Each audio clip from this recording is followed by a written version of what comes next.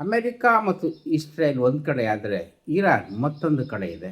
ಈ ಎರಡು ಬಣಗಳ ನಡುವೆ ನಡೀತಾ ಇರುವಂತಹ ಯುದ್ಧ ದಿನ ದಿನಕ್ಕೂ ಗಂಭೀರತೆಯನ್ನು ಪಡ್ಕೊಳ್ತಾ ಇದೆ.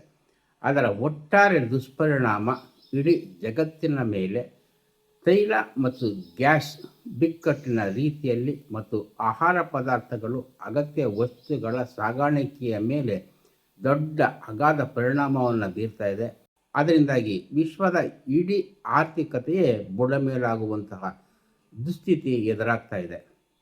ಇಂತಹ ದುಸ್ಥಿತಿ ಎದುರಾಗೋದಕ್ಕೆ ಮುಖ್ಯವಾಗಿ ಕಾರಣ ಆಗ್ತಾ ಇರುವಂಥದ್ದು ಹಾರ್ಮುಜ್ ಅನ್ನುವ ಜಲಸಂಧಿ.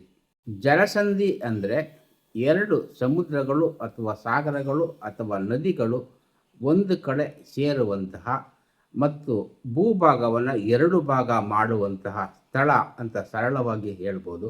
ಇದಕ್ಕೆ ಉದಾಹರಣೆ ಹಾರ್ಮುಜ್ ಜಲಸಂಧಿ ಒಂದಾದರೆ ಭಾರತ ಮತ್ತು ಶ್ರೀಲಂಕಾ ಭೂಪ್ರದೇಶವನ್ನು ಬೇರ್ಪಡಿಸಿರುವಂತಹ ಪಾಕ್ ಜಲಸಂಧಿ ಕೂಡ ಇದಕ್ಕೆ ಉದಾಹರಣೆ. ಇಂತಹ ಜಲಸಂಧಿಗಳು ವಿಶ್ವದಲ್ಲಿ ಅನೇಕ ಇವೆ.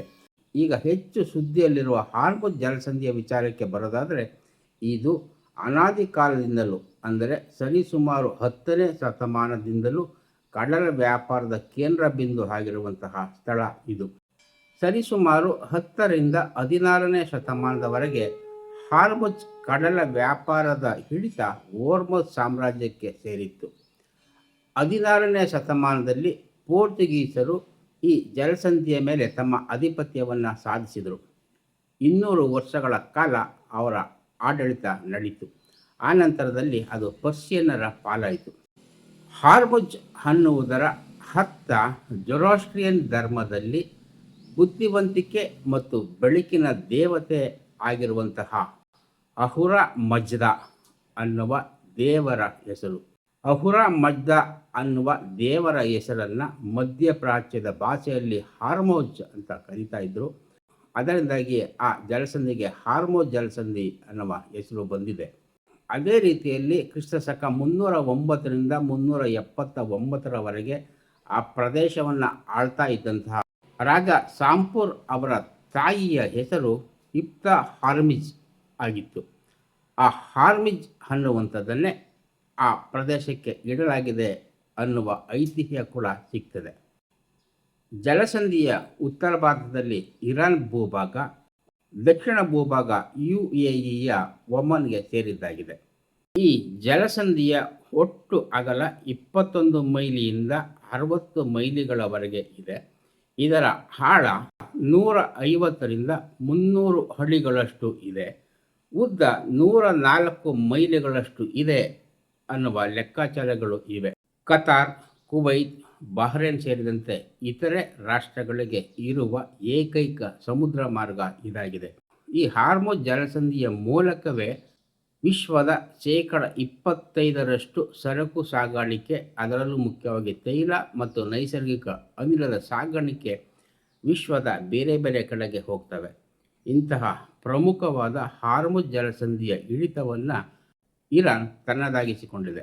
ವಿಶ್ವದ ಅತಿ ದೊಡ್ಡ ಕಡಲ ಮಾರ್ಗ ಆಗಿರುವಂತಹ ವಿಶ್ವದ ಆರ್ಥಿಕತೆಯನ್ನು ನಿರ್ಣಯ ಮಾಡಬಹುದಾಗಿರುವಂತಹ ಸ್ಥಾನದಲ್ಲಿ ಇರುವಂತಹ ಈ ಹಾರ್ಮುಜ್ ಜಲಸಂಧಿಯ ಹಿಡಿತ ಇರಾನ್ ಕೈಯಲ್ಲಿ ಇದೆ.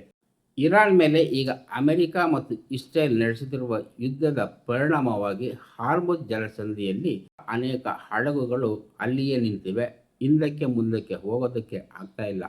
ಇದರಿಂದ ಆರ್ಥಿಕ ಮುಗ್ಗಟ್ಟು ದಿನ ದಿನಕ್ಕೂ ಬಿಗಡಾಯಿಸ್ತಾ ಹೋಗ್ತಾ ಇದೆ. ಪೆಟ್ರೋಲಿಯಂ ಮತ್ತು ಪೆಟ್ರೋಲಿಯಂ ಉತ್ಪನ್ನಗಳು, ನೈಸರ್ಗಿಕ ಅನಿಲ ಸೇರಿದಂತೆ ದಿನವಹಿ ಬಳಕೆಯ ವಸ್ತುಗಳ ಸಾಗಾಟಕ್ಕೆ ದೊಡ್ಡ ಅಡಚಣೆ ಅಲ್ಲಿ ಉಂಟಾಗಿದೆ. ಇದನ್ನು ಸರಿಪಡಿಸಬೇಕು ಅನ್ನುವುದಕ್ಕಿಂತ ಹೆಚ್ಚಾಗಿ ಅಷ್ಟೊಂದು ಮಹತ್ವ ಇರುವಂತಹ ಹಾರ್ಮುಜ್ ಜಲಸಂಧಿಯನ್ನು ತನ್ನ ಹಿಡಿತಕ್ಕೆ ತೆಗೆದುಕೊಳ್ಳಬೇಕು ಅನ್ನುವ ಹವಣಿಕೆಯಲ್ಲಿ ಅಮೆರಿಕ ಇರುವುದರ ಲೆಕ್ಕಾಚಾರದಿಂದಲೇ ಈ ಯುದ್ಧದ ಬಿಗಿತ ದಿನ ದಿನಕ್ಕೂ ಹೆಚ್ಚಾಗ್ತಾ ಹೋಗ್ತಾ ಇದೆ. ಆದರೆ ಅಮೆರಿಕ ಅಂದುಕೊಂಡಷ್ಟು ಸುಲಭವಾಗಿ ಇರಾನ್ ಸೋಲನ್ನು ಒಪ್ಕೊಳ್ತಾ ಇಲ್ಲ. ಅದು ಕೂಡ ಅಮೆರಿಕಕ್ಕೆ ತಕ್ಕ ಪಾಠವನ್ನು ಕಲಿಸ್ತೇನೆ.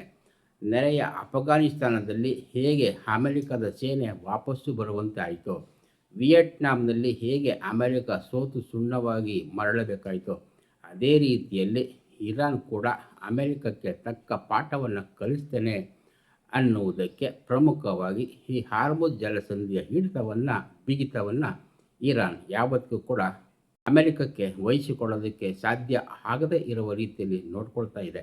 ಹಾರ್ಮುಜ್ ಜಲಸಂಧಿಯ ಹಿಡಿತದ ಜೊತೆಗೇ ಇರಾನ್ನಲ್ಲಿ ಇರುವಂತಹ ತೈಲ ನಿಕ್ಷೇಪಗಳ ಮೇಲೆ ಅಮೆರಿಕ ಮತ್ತು ಇಸ್ರೇಲ್ ದಾಳಿಯನ್ನು ನಡೆಸುವ ಮೂಲಕ ಪೆಟ್ರೋಲಿಯಂ ಮತ್ತು ನೈಸರ್ಗಿಕ ಅನಿಲಕ್ಕೆ ದೊಡ್ಡ ಹಾಹಾಕಾರ ಉಂಟಾಗುವಂತೆ ಮಾಡುವ ಲೆಕ್ಕಾಚಾರದಲ್ಲಿ ತಮ್ಮ ದಾಳಿಯನ್ನು ಮುಂದುವರಿಸ್ತಾ ಇವೆ.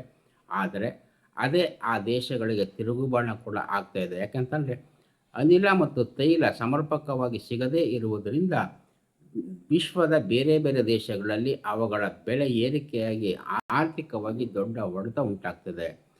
ಅದು ಇಡೀ ಜಗತ್ತಿನ ಆರ್ಥಿಕತೆಯ ಮೇಲೆ ದುಷ್ಪರಿಣಾಮವನ್ನು ಬೀಳ್ತದೆ. ಇದರಿಂದಾಗಿ ತೈಲ ನಿಕ್ಷೇಪಗಳು ಮತ್ತು ನೈಸರ್ಗಿಕ ಅನಿಲ ನಿಕ್ಷೇಪಗಳ ಮೇಲೆ ಯುದ್ಧದ ಪರಿಣಾಮ ಬೀರಬಾರ್ದು ಅನ್ನುವಂತಹ ಒತ್ತಡವನ್ನು ಹೇರ್ತಾ ಇರುವಂತಹ ಬೇರೆ ದೇಶಗಳು ಅಮೆರಿಕವನ್ನು ಈಗ ಬಿಕ್ಕಟ್ಟಿಗೆ ಸಿಲುಕಿಸಿವೆ. ಈ ಬಿಕ್ಕಟ್ಟಿನಿಂದ ಹೊರಬರುವುದಕ್ಕೂ ಆಗದೆ ಯುದ್ಧವನ್ನು ಇರಾನ್ ವಿರುದ್ಧ ಮುಂದುವರಿಸಿಕೊಂಡು ಹೋಗೋದಕ್ಕೆ ಆಗದ ಸ್ಥಿತಿಯಲ್ಲಿ ಅಮೆರಿಕ ಸಿಲುಕಿಕೊಂಡಿದೆ ಅನ್ನುವ ಮಾತುಗಳನ್ನೇ ಯುದ್ಧ ತಜ್ಞರುಗಳು ಹೇಳ್ತಾ ಇದ್ದಾರೆ. ಈ ಯುದ್ಧದಲ್ಲಿ ಪ್ರಮುಖವಾಗಿ ಕೇಳಿ ಬರ್ತಾ ಇರುವಂತಹ ಹಾರ್ಮುಜ್ ಜಲಸಂಧಿಯ ಬಗ್ಗೆ ಸಣ್ಣ ವಿವರವನ್ನು ಹೇಳ್ತಾ ಈ ಸಂಚಿಕೆಯನ್ನು ಮುಗಿಸ್ತೇನೆ. ನಮಸ್ಕಾರ, ಧನ್ಯವಾದ.